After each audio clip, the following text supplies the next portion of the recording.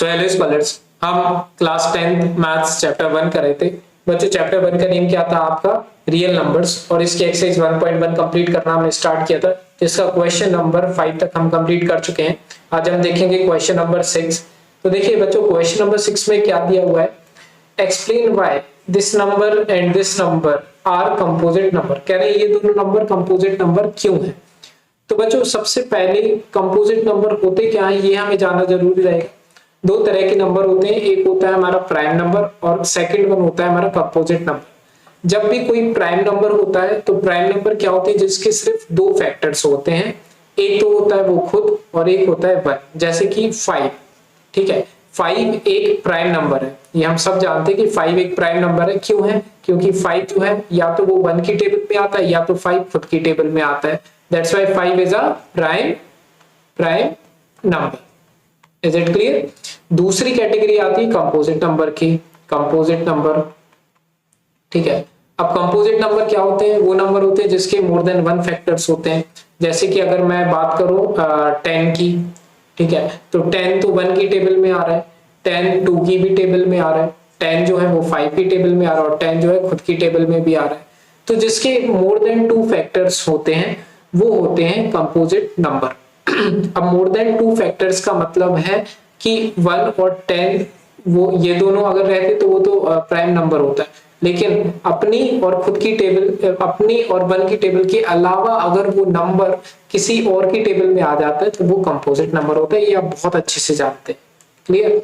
तो अगर हम देखें तो 10 को मैं और कैसे लिख सकता हूं? 10 को मैं लिख सकता हूं 2 into 5, है ना। लेकिन आप इसको 5 को ऐसे नहीं लिख सकते। 5 को आपको कैसे लिखना पड़ेगा? 5 into 1, 5 1 जो 5।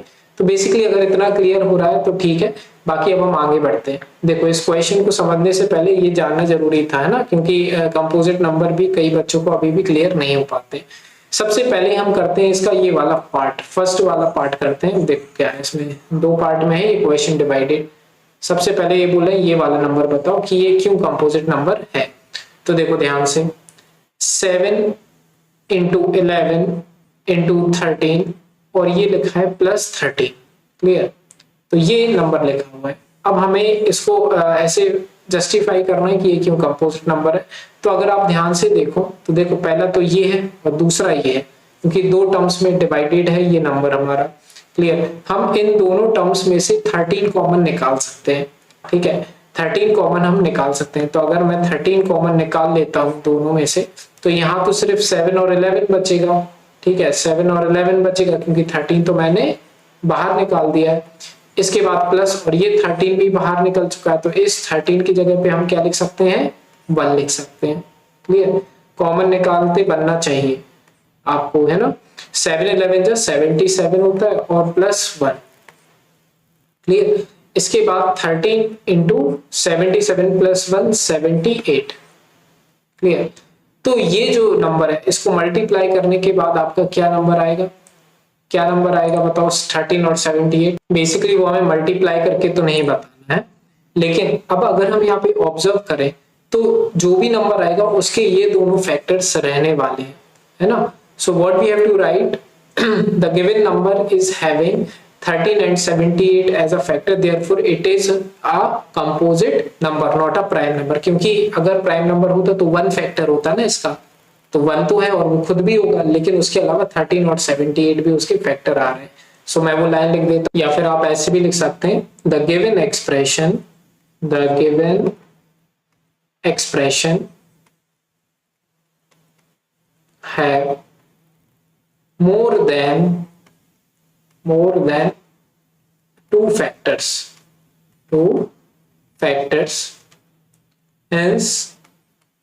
hence it is a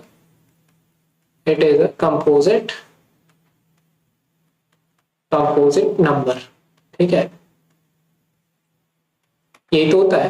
composite number वो होते हैं जिसके मोर देन 2 फैक्टर्स होते हैं। अब इसके मोर देन 2 फैक्टर्स कैसे हैं? देखो, एक तो 13 हो गया, एक तो 78 हो गया, और हर नंबर का फैक्टर 1 तो होता ही है, ठीक है। तो 1 13 78 ये सारे देखो 3 फैक्टर हो गए ना, मोर देन 2 फैक्टर हो गए, तो इस वजह से ये हमारा क्या हो गया? कंपोजिट नंबर हो गया। तो ये हो गया हमारा बच्चों फर्स्ट वाला पार्ट। अब हम देखते हैं सेकंड वाले पार्ट को सॉल्व करके। तो देखो सेकंड वाला पार्ट में क्या दिया हुआ है देखते हैं, जस्ट 1 मिनट।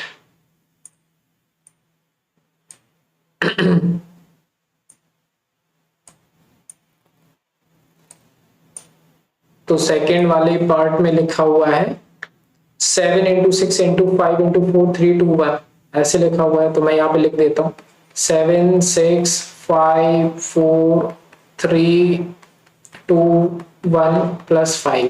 ठीक है, तो पहले तो हमें ये ऑब्जर्व करना है कि दो एक्सप्रेशन है क्या इसमें, मीन्स दो फैक्टर्स हैं, तो एक तो ये है और एक ये है, क्योंकि इसके बीच में प्लस साइन है। तो सबसे पहले हम क्या निकालेंगे, 5 कॉमन निकाल लेंगे। तो हम चलो 5 कॉमन निकाल लेते हैं इनमें से। तो जब मैंने 5 कॉमन निकाला तो देखो ये वाला 5 यहाँ से हट जाएगा, तो हमारा क्या बचा है 7 6 4 3 2 इंटू 1, और ये वाला 5 हमारा ऑलरेडी निकल चुका है, तो हम क्या लिख देंगे उसकी जगह पे 1। अब हम लिखेंगे 5, अब इसको मल्टीप्लाई कर लो, 7 6 42, 42 इंटू 4 करो क्या आता है, मैं करता हूँ 42, 4 2 जा 8, 4 4 जा 16, 168। ठीक है, अब 168 को 3 से मल्टीप्लाई करो, 168 इंटू 3, 3 8 जा 24, 6 3 18, 19 20, 3 1 जा 3 4 5, 504 आ रहा। अब 504 को 2 से मल्टीप्लाई करो तो आ जाएगा आई थिंक 1008। ठीक है, और 1008 को 1 से मल्टीप्लाई करो तो 1008 ही होगा, और 1008 को प्लस 1 कर दो तो 1009, 1009, 1009 ये आ रहा है मल्टीप्लाई करने के बाद। अब क्या करेंगे कि अब करना कुछ नहीं है, इस नंबर को देखो, ये जो हमारा एक्सप्रेशन था हमने उसको ऐसे लिख दिया। अब अगेन इसके दो फैक्टर आ रहे हैं, एक 5 और एक 1009। तो अगेन हमें क्या करना है, सेम लाइन लिख देनी है जो भी हमने यहाँ लिखा था, द गिवन एक्सप्रेशन है more than 2 factors, hence it is a composite number. बस इतना करना है हमारे लिए, क्लियर, पहले सॉल्व करके और इतना लिख देना है। So this is our answer. तो बच्चों बस इतना ही करना है इस क्वेश्चन में। सबसे पहले क्या करना है, उसको कॉमन निकाल करके ऐसे लिख देना, और ये जो लाइन मैंने लिखी है ये वाली लिख देनी है। बस हो गया ये सॉल्व क्वेश्चन। क्वेश्चन नंबर 6 हमारा हो गया डन। इसके बाद देखेंगे क्वेश्चन नंबर 7 नेक्स्ट वीडियो में। पसंद आई वीडियो प्लीज लाइक करना, कुछ भी समझ में आ और कोई भी डाउट रहे तो कमेंट सेक्शन में जरूर पूछिए। तो मिलते हैं नेक्स्ट वीडियो में, बाय।